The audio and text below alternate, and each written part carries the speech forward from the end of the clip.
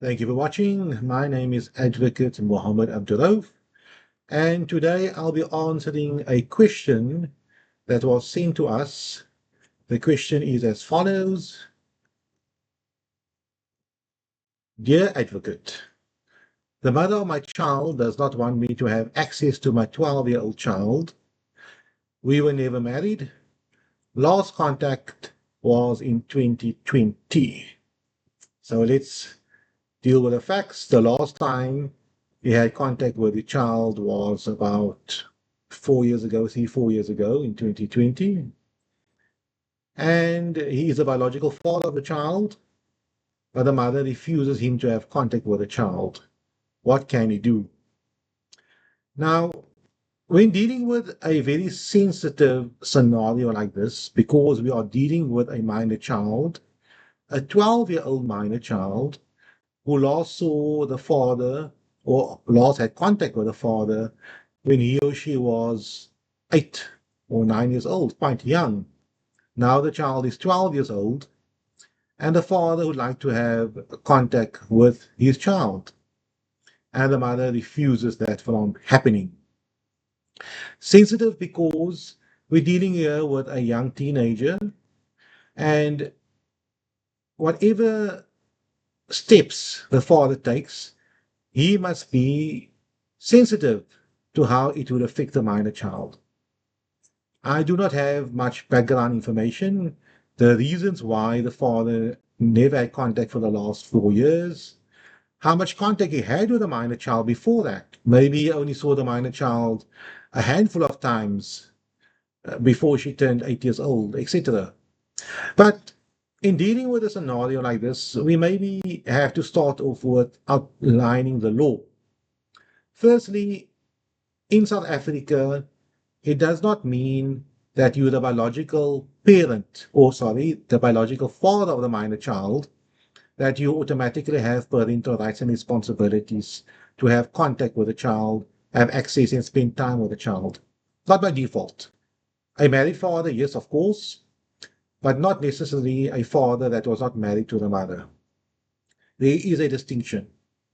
But if the father formed part of the child's life, paid maintenance, maintained the child, went out with the child, communicated with the child, and was there for all intents and purposes, like any normal father would be in a situation where the parties are no longer together or separated, then that specific father would have acquired parental rights and responsibilities over the minor child. But then we have a scenario where a father and a mother comes together, a child comes out of the equation, and the father goes missing. 10 years down the line, he comes out and says, I would like to have contact with my child. That scenario would not work because that father does not have any parental responsibilities and rights over the child. He can acquire it by forming part of the child's life, paying maintenance, going out with the child, communicating with the child, and so on. Then he can acquire those specific rights. But in our scenario, the email I received, I cannot assume that this specific father has acquired parental rights responsibilities or not. But let's give it the benefit of the doubt, and let's assume this father has parental rights responsibilities over the minor child. For the minor child's first 8 years of his or her life, the father was involved in the child's life. Something happened 4 years ago, and he was refused contact with the minor child. Now, just forcing contact between a father and a 12-year-old child, if contact was not exercised for the last 4 years, can be challenging and problematic, and it might not be in the minor child's best interests. More than likely, it won't be. There might be a scenario where it will be in the minor child's best interest, but generally, I would assume not. We have to traverse through this specific scenario in a very sensitive manner. If I was a father, the one step he could have done, he can approach the mother by an attorney to write the mother a letter, but that can cost money and can be very expensive. And the mother might decide just to ignore the email or the letter from the attorney. The other option which a father has and which is available to anyone out there is to approach the court. Now, there are two courts the father can approach for assistance. One would be the High Court. That could be very expensive as well because you require an attorney or an advocate and so on to launch an application to court, or the children's court, which I would advise um, would be a better court if fees are a challenge, or generally it can be a very useful court depending upon the circumstances. The children's court can order contact to take place, can order the mother to allow the father to have contact with a minor child. The children's court can also order an assessment and investigation, get the family advocate's office on board, get a social worker on board to assist in advising and educating the court on these specific dynamics regarding the minor child.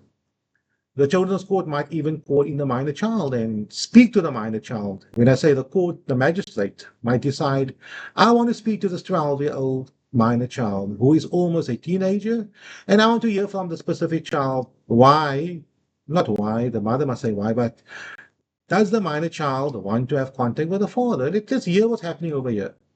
Or the children's court might ask a social worker to get involved, to speak to the minor child, to speak to the father, to speak to the mother, try to resolve this issue. What is the ultimate underlying problem as to why the mother does not want the father to have contact with the minor child? How did it come about? But that is looking backwards.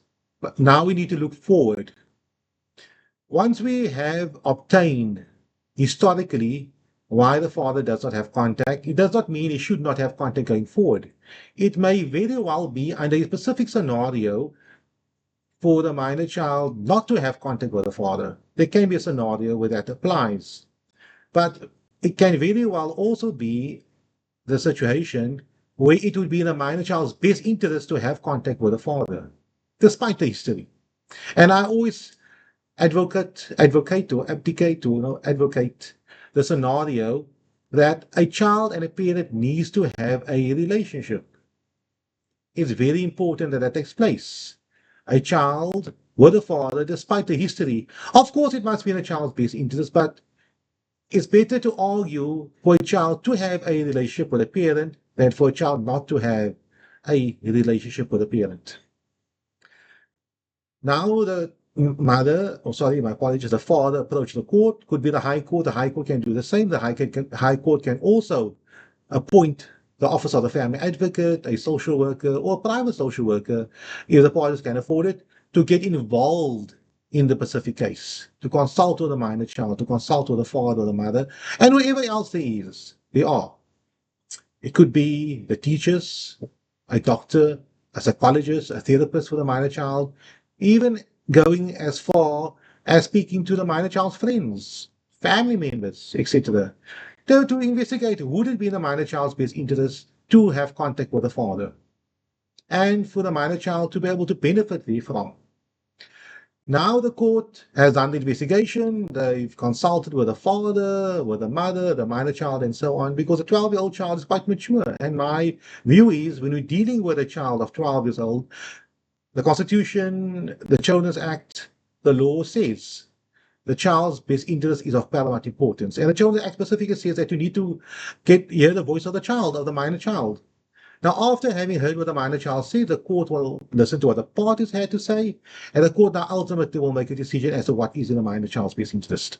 So the specific person that wrote me that email, my advice to you is, please, as soon as possible, approach an attorney or go to the children's court and ask for assistance, and the children's court will assist you with the matter. It might take some time. Please be patient. You waited so long. But at the end of the day, the court will make a decision as to what is best for the minor child. Thank you.